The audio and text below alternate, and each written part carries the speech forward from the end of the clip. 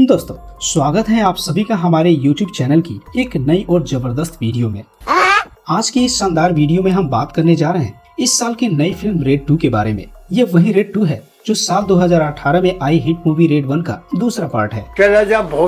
यह मूवी बिल्कुल अपने पहले पार्ट की तरह पूरी तरह से रेड और टैक्स रेड पे आधारित है और इसकी खास बात यह है कि इसमें बॉलीवुड के मेगा स्टार अजय देवगन एक दमदार एक्शन अवतार में नजर आ रहे हैं। लेकिन सिर्फ अजय देवगन ही नहीं बल्कि फिल्म में रितेश देशमुख, रजत कपूर और जॉली एलएलबी के जज यानी सौरभ शुक्ला जैसे बड़े सितारे भी धमाल मचाने वाले हैं। मैं तो आपको यही कहूँगा कि अगर मौका मिले तो इसे थिएटर में जरूर देखिए, लेकिन जो लोग इसे थिएटर में नहीं देख पा रहे हैं उनके लिए चिंता करने की कोई बात नहीं। इस वीडियो में मैं पूरी स्टोरी को डिटेल में एक्सप्लेन करने वाला हूँ ताकि आप घर बैठे इसका आनंद ले सके। मूवी बहुत शानदार है, इसलिए एंड तक जरूर देखिएगा। और हाँ, पसंद आए तो इस वीडियो को लाइक और चैनल को सब्सक्राइब करना मत भूलिएगा, क्योंकि आपकी एक लाइक और सब्सक्राइब से हमें बहुत हौसला मिलता है। क्या बोला तूने? तो चलिए अब बिना किसी देरी के शुरू करते हैं आज की एक्सप्लेनेशन। तो जैसा कि आप सभी जानते हैं कि रेड 2 फिल्म रेड 1 का सीक्वल है, यानी जो भी घटनाएं रेड 2 में दिखाई गई है वे रेड 1 की बात की है। इसलिए जिन लोगों ने रेड 1 नहीं देखी या देखी है तो उनके लिए हम एक रेड 1 का छोटा सा रिकैप कर लेते हैं। मतलब 1 या 2 मिनट में रेड 1 की सारी मेन घटनाएं जान लेंगे ताकि रेड 2 की कहानी हम अच्छे से समझ सके। इस फिल्म का मुख्य किरदार है अजय देवगन, जिनका नाम फिल्म में अमय पटनायक होता है। अमय एक ईमानदार और दबंग IRS ऑफिसर होता है जो इनकम टैक्स डिपार्टमेंट में डिप्टी कमिश्नर की पोस्ट पे तैनात होता है। ये पद बहुत ही महत्वपूर्ण होता है और अमय अपनी सेवा में लगभग 4200 करोड़ रुपए से भी ज्यादा की टैक्स रेड को अंजाम दिया है। लेकिन सरकार को इतना लाभ दिलाने के बावजूद भी अमय पटनायक का ट्रांसफर 74 बार हो चुका है। फिर भी अमय जहाँ जाता है वहाँ भ्रष्टाचारियों पे रेड मारता है और उन्हें सबके सामने एक्सपोज करता है। अब बात करते हैं अमय की पत्नी मालिनी पटनायक, जिसे रेड 1 में इलियाना डिक्रूज ने निभाया था, लेकिन इस बार रेड 2 में इस किरदार को वानी कपूर ने निभाया है। रेड 1 में अमय पटनायक ने लखनऊ के एक पावरफुल आदमी रामेश्वर सिंह के घर पे रेड डाली थी, जो एक लोकल पॉलिटिशियन और माफिया टाइप कैरेक्टर था। 4 दिन चली उस रेड के बाद उसके घर से ब्लैक मनी और अवैध ज्वेलरी बरामद हुई थी और अंत में रामेश्वर सिंह को जेल हो गई थी। अब यहीं से रेड 2 की कहानी शुरू होती है। रेड 1 की घटनाओं के 7 साल बाद यानी 1989 में इस बार कहानी हमें ले जाती है राजस्थान के एक भव्य महल में, जहाँ कोई राजा एक आलीशान पार्टी का आयोजन कर रहा होता है। उस राजा के पास बेहिसाब दौलत है, लेकिन उनमें से बहुत सी दौलत गैर कानूनी कामों से कमाई हुई होती है। राजस्थान के उसी राजा के महल से जहाँ पर उसे खबर मिलती है कि उसके शाही ठिकाने पे इनकम टैक्स पड़ने वाले है और ये छापा कोई आम ऑफिसर नहीं बल्कि खुद अमय पटनायक मारने वाला होता है। ये खबर सुनते ही राजा के होश उड़ जाते हैं और वो फौरन अपने खास आदमी के जरिए महल में छुपा सारा काला धन बाहर निकलवाने का इंतजाम करता है। राजा का वह आदमी तुरंत उन पैसों को एक ट्रक में लदवाकर दूर भेजने निकल पड़ता है। उधर पटनायक भी अपनी पूरी टीम के साथ महल पहुंच जाता है। वो सिक्योरिटी गार्ड्स को गेट खोलने का आदेश देता है ताकि वो अंदर जाकर रेड कर सके। लेकिन जैसे ही टीम महल में दाखिल होती है, राजा के गुंडे अचानक हथियार निकालकर उन पर निशाना साध देते हैं। इस सिचुएशन को देखकर पटनायक की टीम कोई रिस्क नहीं लेती और वहाँ से वापस लौट आती है। राजा सोचता है कि उसने पटनायक को डरा दिया और शायद इसी के डर से वह वापस चला गया, लेकिन असल में पटनायक डर कर नहीं बल्कि दिमाग लगाकर वहाँ से निकल गया था। उसे समझ आ गया था कि असली पैसे पहले ही वहाँ से बाहर भेजे जा चुके हैं। बस फिर क्या था, वो फौरन अपनी टीम के साथ उस ट्रक का पीछा करता है और उसे पकड़ लेता है। ट्रक को जब्त कर लिया जाता है और साथ ही राजा का आदमी भी हिरासत में ले लिया जाता है। उसे पकड़कर पटनायक अपने दफ्तर ले आता है। यहाँ पर राजा का आदमी पटनायक को रिश्वत देने की कोशिश करता है। पहले 4 लाख की पेशकश करता है, फिर धीरे धीरे ये रकम बढ़ाते बढ़ाते 10 लाख तक पहुँच जाती है, लेकिन पटनायक कुछ भी नहीं बोलता। तभी पटनायक खुद उसे ऑफर देता है कि अगर राजा को अपने पैसे वापस चाहिए तो उसे 2 करोड़ देने होंगे। राजा इस डील के लिए तैयार हो जाता है और कहीं से 2 करोड़ की रकम जुटाकर अमय पटनायक को सौंप देता है। पटनायक ट्रक छोड़ देता है और राजा अपने पैसे वापस पा लेता है। अब यहाँ से फिल्म की शुरुआत में ऐसा दिखाया जाता है कि मानो अब अमय पटनायक भी भ्रष्ट हो चुका है और रिश्वत लेने लगा है, मगर असली कहानी अभी बाकी है। अब सीन कट होता है और हम पहुँचते हैं जेल के अंदर, जहाँ पुराना किरदार रामेश्वर सिंह पिछले 7 साल से कैद में है। वहाँ हमें पता चलता है कि रामेश्वर सिंह ने बार बार पेरोल के लिए अर्जी लगाई थी और अब आखिरकार उसे पेरोल मिल चुकी है और वो जेल से बाहर आ जाता है। जो लोग पेरोल सिस्टम के बारे में नहीं जानते उनके लिए बता दूं, जब कोई कैदी जेल में अच्छा व्यवहार करता है और नियमों का पालन करता है और झगड़ा नहीं करता,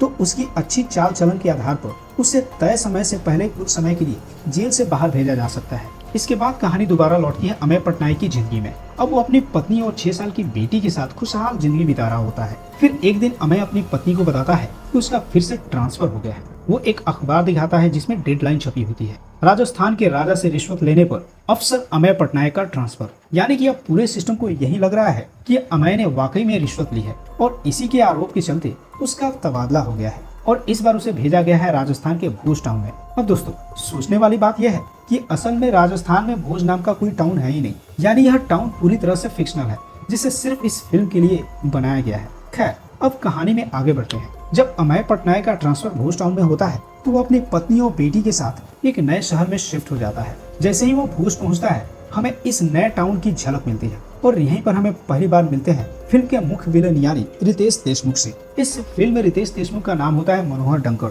लेकिन पूरे भोज में लोग उन्हें दादा भाई कहकर बुलाते हैं और अब से हम भी उन्हें दादा भाई ही कहेंगे। अब दोस्तों, दादा भाई का इंट्रोडक्शन ऐसा होता है कि साफ पता चलता है कि वो सिर्फ भोज का एमएलए नहीं बल्कि एक जनता का मसीहा भी होता है। लोग उसे बहुत सम्मान देते हैं। वो भूखों को खाना खिलाता है और गरीबों की मदद करता है और हर सामाजिक काम में सबसे आगे रहता है। उसके नाम से एक फाउंडेशन भी चलता है जिसके जरिए वो सारे जन कल्याण के लिए काम करता है। लेकिन साथ ही वो भोज का सबसे अमीर आदमी भी होता है, यानी उसके पास दौलत की कोई कमी नहीं। अब सीन शिफ्ट होता है और हम दोबारा अमेय पटनायक को देखते हैं, जो भोज के आने के बाद सीधा अपने इनकम टैक्स ऑफिस पहुंचता है। यहाँ उसकी मुलाकात होती है अपने सीनियर ऑफिसर से, जो कि है chief commissioner of the income tax, और इस किरदार को निभाया है रजत कपूर ने।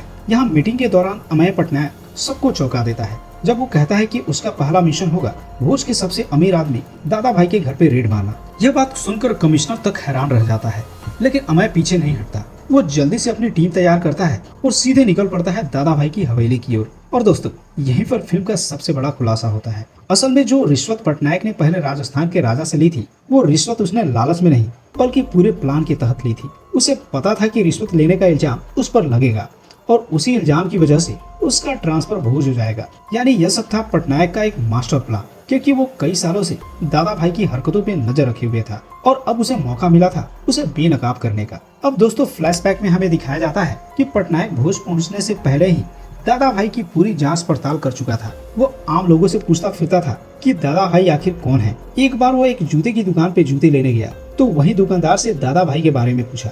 दुकानदार ने बड़ी इज्जत से बताया कि दादा भाई बहुत अच्छे इंसान हैं। पहले तो उनकी खुद की एक जूते चप्पल की दुकान थी, वो भी हमारी तरह सामान बेचा करते थे, लेकिन एक बात उनमें अलग थी, चाहे दुकान चले या ना चले, वो रोज अपने मोहल्ले के भूखों को खाना जरूर खिलाते थे। दुकानदार ने बताया कि जब दादा भाई की आमदनी कम हो गई और दुकान चलनी बंद हो गई, तब उन्होंने अपनी दुकान तक बेच दी, लेकिन सिर्फ इसलिए ताकि गरीबों को खाना खिला सके। आखिरकार जब उनके पास कुछ भी नहीं बचा, तब आसपास के लोगों ने उन्हें सलाह दी कि वो चुनाव लड़े। लोगों का प्यार और समर्थन इतना था कि उन्होंने दादा भाई को एमएलए तक बना दिया ताकि वो बड़े स्तर पे उनकी मदद कर सके।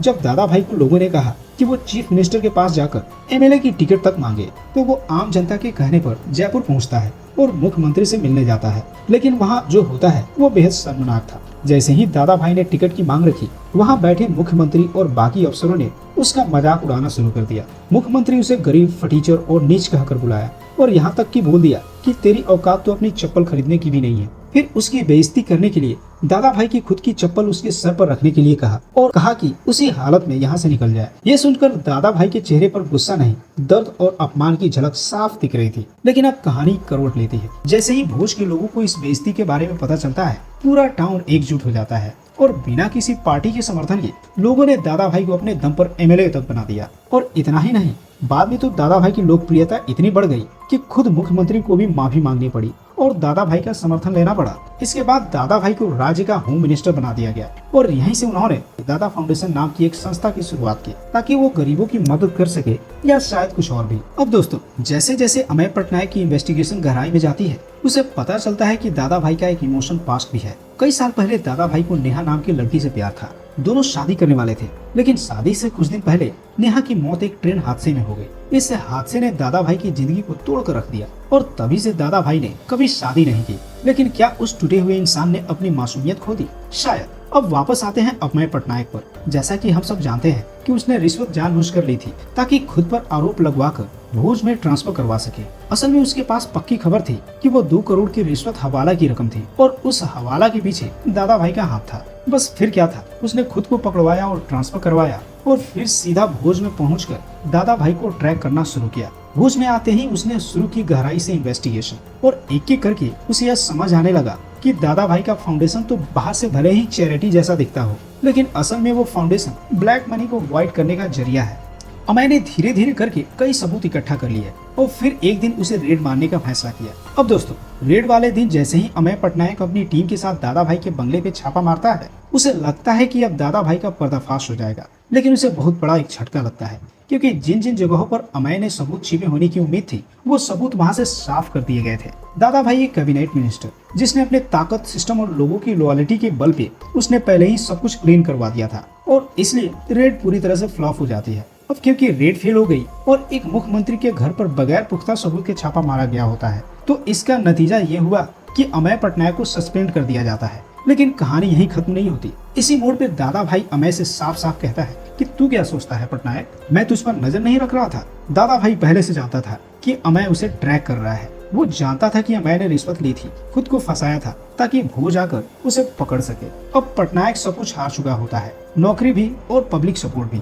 लेकिन दोस्तों, एक सच्चे अफसर की लड़ाई हारने से खत्म नहीं होती। अमय पटनायक ठान लेता और कहता है कि अब मैं सिस्टम का हिस्सा रहूं या ना रहूं, लेकिन दादा भाई की सच्चाई सामने लाकर ही रहूंगा। अब वो अपने पुराने बैचमेट्स और दोस्तों की मदद लेता है, जो खुद भी बड़े ऑफिसर बन चुके होते हैं। उनका इस्तेमाल करके वह एक ऑफ द रिकॉर्ड्स इन्वेस्टिगेशन शुरू करता है, और जैसे जैसे कहानी आगे बढ़ती है, वो दादा भाई के बारे में वो बातें जानने लगता है जो अभी तक किसी को पता नहीं थी। असल में दोस्तों, अमय पटनायक को बहुत समय से शक था कि दादा भाई हवाला के जरिए ब्लैक मनी को वाइट करता है, लेकिन सवाल ये था कि वो करता कैसे है। इतनी बड़ी रकम को वाइट करने के लिए सिर्फ जुगाड़ नहीं, जमीन चाहिए, बहुत सारी जमीन। और यहीं से अमय की जांच में खुलता है एक बड़ा राज। दादा भाई के पास बेहिसाब जमीनें हैं, जो या तो उसके नाम पे है या उसके किसी रिश्तेदार की, और यहीं से पटनायक को एक असली खेल समझ आता है। दादा भाई ब्लैक मनी को जमीन में इन्वेस्ट करके वाइट कर देता है, यानी जमीन खरीदी पैसा सफेद। लेकिन इतनी जमीन कहाँ से आती है? यहाँ आता है दादा भाई का शातिर दिमाग। वो गरीब परिवारों की बेटियों को सरकारी नौकरी का झांसा देता है और बदले में उनके माँ बाप से बहुत कम दाम पे जमीन खरीद लेता है। रेलवे, बैंक या किसी सरकारी विभाग में नौकरी दिलवाने का वादा पर हकीकत में लड़कियों का सिर्फ इस्तेमाल नहीं, बल्कि उनका शारीरिक शोषण भी करता है। और ये सब यही नहीं रुकता दोस्तों, अमय को ये भी पता चलता है कि नेहा राठौर, जिसके बारे में सब कहते थे कि वो दादा भाई की प्रेमिका थी और ट्रेन एक्सीडेंट में मारी गई थी, असल में ना वो प्रेमिका थी और ना ही उसकी मौत एक्सीडेंट थी। नेहा राठौर ने जब दादा भाई का विरोध किया तो दादा भाई ने उसे मार डाला और सारा मामला ट्रेन हादसे में बदल दिया। अब अमय ने तय किया कि ये सच सबके सामने लाना है, और वो उन सभी लड़कियों से मिला जिनका शोषण हुआ था, और उनसे कहा अब समय आ गया है गवाही देने का और दादा भाई को सलाखों के पीछे पहुंचाने का। लेकिन कोई भी लड़की आगे नहीं आई, सब डरी हुई थी। अब अमय के पास सिर्फ एक रास्ता बचा था, कानूनी दांवपेच। वो दिल्ली जाता है और एक करप्ट वकील से मिलता है और दादा भाई के खिलाफ एक PIL फाइल करवाता है, जिसमें लिखा होता है कि दादा भाई ने गरीबों से जमीन हड़पी है। अब जैसे ही दादा भाई को पता चलता है कि उसके खिलाफ PIL फाइल हुई है, वो आग बबूला हो उठता है। और ठीक उसी समय भोज में एक नया इनकम टैक्स ऑफिसर एंट्री लेता है, जो कि है बब्बन, जो अब अमय पटनायक की जगह ले चुका है, क्योंकि अमय को रेड के चलते सस्पेंड कर दिया गया था। लेकिन दोस्तों, हम देखते हैं कि नया ऑफिसर बब्बन बड़ा ही करप्ट है। वो सीधे दादा भाई के पास जाकर कहता है कि अगर आप मुझे टाइम टाइम पर रिश्वत देते रहेंगे तो मैं कभी भी आपके खिलाफ नहीं जाऊंगा। और दादा भाई भी इस बात पर राजी हो जाता है और बब्बन को पैसे खिलाकर उसे अपनी तरफ कर लेता है। लेकिन कुछ ही दिन बाद बब्बन को खबर मिलती है कि भोज में दादा भाई का एक दुश्मन है, जिसके घर में बहुत सारा इलीगल पैसा छुपा हुआ है। बब्बन सोचता है कि अगर मैं वहाँ छापा मारकर पैसे पकड़ लूं तो दादा भाई खुश हो जाएगा। पर जब बब्बन वहाँ छापा मारता है तो उसे पता चलता है कि वो घर असल में दादा भाई का ही है और वहाँ सारा पैसा भी दादा भाई का ही होता है। फिर बब्बन जल्दी से दादा भाई के पास जाकर माफी मांगता है और दादा भाई से कहता है कि आगे से वो कहीं भी छापा नहीं मारेगा। लेकिन बब्बन कहता है जहाँ भी छापा मारने का आदेश आएगा वहाँ छापा मारना ही पड़ेगा। इस बात को सुनकर दादा भाई थोड़ा घबरा जाता है और फिर सोचता है कि आगे चलकर और भी पैसे पकड़े जा सकते हैं। इसलिए दादा भाई अपना सारा काला धन और ज्वेलरी इकट्ठा कर कहीं शिफ्ट करवाने लगता है। अब दादा भाई सोचता है कि आखिर ऑफिसर बब्बन और इनकम टैक्स डिपार्टमेंट को उनकी जगहों के बारे में कैसे पता चला, किसने उन्हें यह सब बताया होगा। थोड़ी जांच पड़ताल करने के बाद पता चलता है कि अमय पटनायक ये सारी बातें ऑफिसर बब्बन को बता रहा था। असल में अमय ने पहले दादा भाई और PA से मीटिंग की थी। उनकी बातों ने PA का जमीर जगा दिया और वो अमय की तरफ हो गया। PA ने दादा भाई के सारे अड्डों की लोकेशन को बतानी शुरू कर दी। अब दादा भाई को यह पता चलता है तो अपने PA को पकड़कर बेरहमी से पिटवाता है और फिर उसे किडनैप करवा देता है। इसी बीच अमय की पत्नी मालिनी पटनायक को यह सब पता चलता है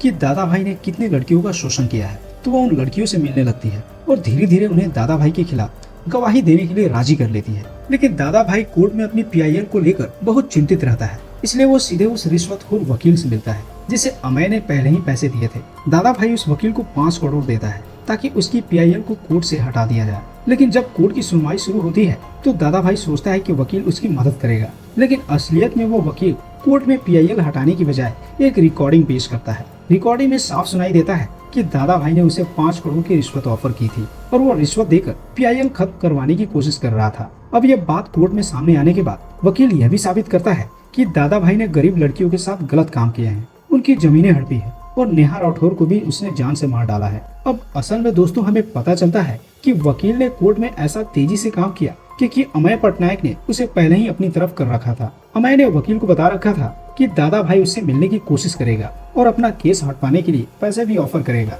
इसलिए कोर्ट में वकील ने दादा भाई का साथ नहीं दिया, जिसकी वजह से दादा भाई के खिलाफ केस और भी मजबूत हो जाता है। फिर जज ने आदेश दिया कि जब तक केस चलता रहेगा तब तक दादा भाई को भोज से बाहर यानी तड़ीपार पे रखा जाएगा ताकि वह वहाँ की किसी भी सबूत के साथ छेड़छाड़ न कर सके।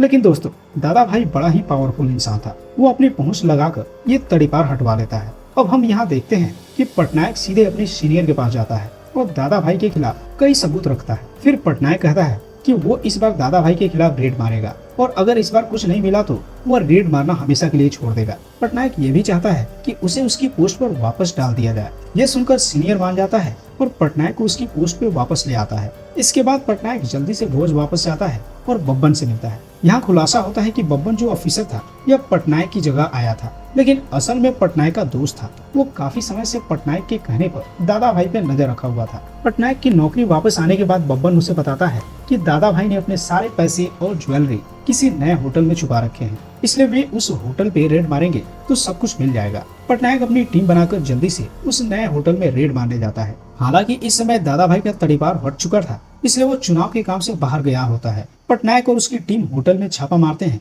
लेकिन काफी देर तक कुछ नहीं मिलता। फिर जैसे ही वे होटल की दीवारें तोड़ते हैं तो अंदर से बहुत सारा सोना और नकद निकलना शुरू हो जाता है। होटल के बाथरूम में सोने के नल तक लगे होते हैं। अमय पटनायक और अपनी पूरी टीम मिलकर इन सभी चीजों को जब्त कर लेते हैं और कुल मिलाकर 500 करोड़ की प्रॉपर्टी पकड़ी जाती है और ये सारी बेनामी संपत्ति दादा भाई की होती है। दादा भाई ये सब सुनता है तो जल्दी से अपने होटल की तरफ भागता है और रास्ते में सीएम को फोन करवाता है ताकि उस रेड को रुकवा सके, लेकिन सीएम कहता है ये मामला सेंट्रल गवर्नमेंट के हाथ में है, इसलिए वो कुछ नहीं कर सकता। फिर दादा भाई पीएम को फोन करता है, लेकिन पीएम उसका कॉल रिसीव नहीं करते। यह देख दादा भाई का गुस्सा 7वें आसमान पे पहुंच जाता है और भोज के लोगों को उकसाकर अमय पटनायक के खिलाफ कर देता है। फिर हम देखते हैं कि भोज की जनता मिलकर दादा भाई के होटल को घेर लेती है और अंदर जाकर अमय पटनायक को मारने की कोशिश करती है, लेकिन यह देखकर अमय पटनायक उन पैसों को उड़ाने लगता है जो उसने रिकवर किए थे। लोग पैसों को लूटने में व्यस्त हो जाते हैं और अमय पटनायक अपने साथी से कहता है यह पैसा असल में भोज के लोगों का है जिसे दादा भाई ने लूट लिया था।